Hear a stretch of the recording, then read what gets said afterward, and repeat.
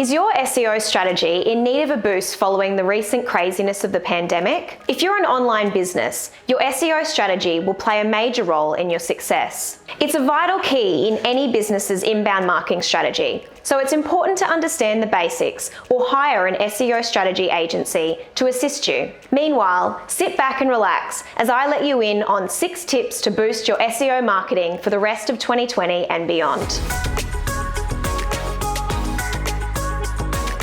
Hey guys, it's Hannah here from Neighbourhood, where we help brands find, sell, and keep their people. For those of you that are fresh to SEO, or search engine optimization, it is defined as the process of affecting the visibility of a website or a web page in a search engine's unpaid results. In normal terms, SEO is the process of optimizing your online content, such as web pages and blogs, so that your search engines think your content is informative and worth reading. If Google, Yahoo, Bing, or other search engines think your content is quality, they'll show your page as the top organic search research for a certain keyword. Search engines try to interpret and predict what the most accurate and helpful content on a certain topic is, and what you'd like to see. They are all about maximizing the user experience and ensuring that you see the right content. They see the internet as an ecosystem, and it's their job to create the best possible ecosystem for users. As marketers,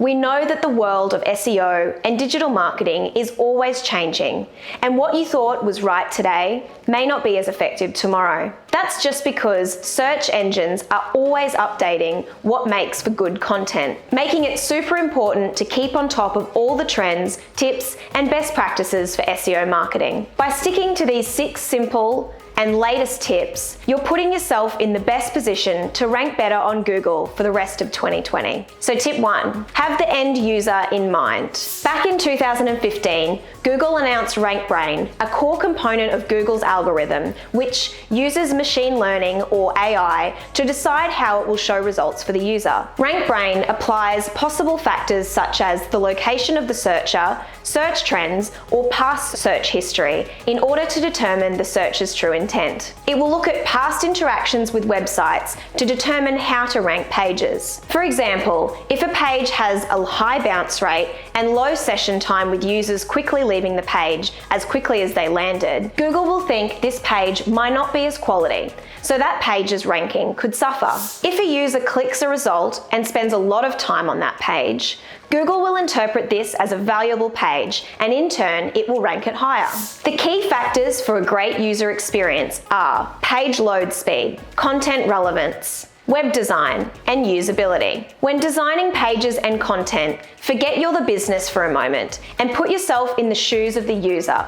And if it still ticks all the boxes, then it should tick all the boxes for Google. If you know your users, you'll know what they are looking for and how they operate, so you should design accordingly. Tip number 2, use backlinks. It's widely known that backlinks are absolutely vital. Google sees backlinks as a popularity system. If a certain page has quite a lot of inbound links pointing to it, then Google sees this as a valuable page and will rank it higher. However, it's not all about the quantity, as quality is even more essential when Google looks at interlinked web pages. The more credible the page is, the better the inbound link will help you rank higher. SEMrush has a backlink analysis tool that allows you to analyze your competitors' backlinks, identify prospects, and even prompts you to send follow-up emails. We highly recommend checking it out and spending a little bit of time learning the ropes. Unfortunately, there is no easy or simple way of link building. It's all about networking online. It's important to create a strategy and work on quality links, not just quantity of links. It won't always work, but over time, it can significantly help your rankings with search engines. Tip number 3, try ranking on other search engines other than Google. Google Search is not the only place you should be ranked for. Because Google Search is the most talked about search engine,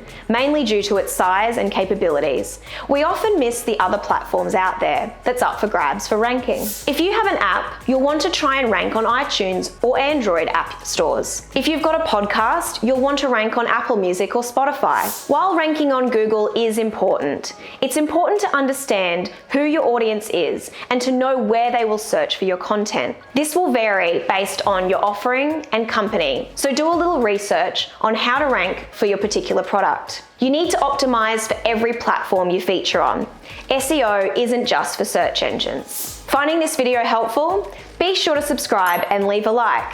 And if you're on YouTube, make sure you hit that bell so you can be notified on all our latest videos. Tip number 4, optimize for mobile. Because using our smartphones has genuinely been a part of our life every day, having your website optimized for mobile viewing is a must these days. Google has already announced they are moving towards mobile-first indexing and are well into the process. When designing or creating a website, it is increasingly important to pay more attention to mobile optimization. If you don't already have a mobile-friendly site, we seriously recommend putting this atop your priority list, as you could be missing out on a lot of potential customers and revenue. There are a couple of ways to find out if your website is mobile optimized. Google's mobile-friendly test, Mobi Ready, or even Google's Lighthouse tool for developers are some of our favorites, and it's only right that I share them with you. Have another one that you use that wasn't mentioned? Leave us a comment below and we'd love to hear it. Tip number 5, update or modify outdated or underperforming content. Simply rewording, adding more information, or deleting repetitive content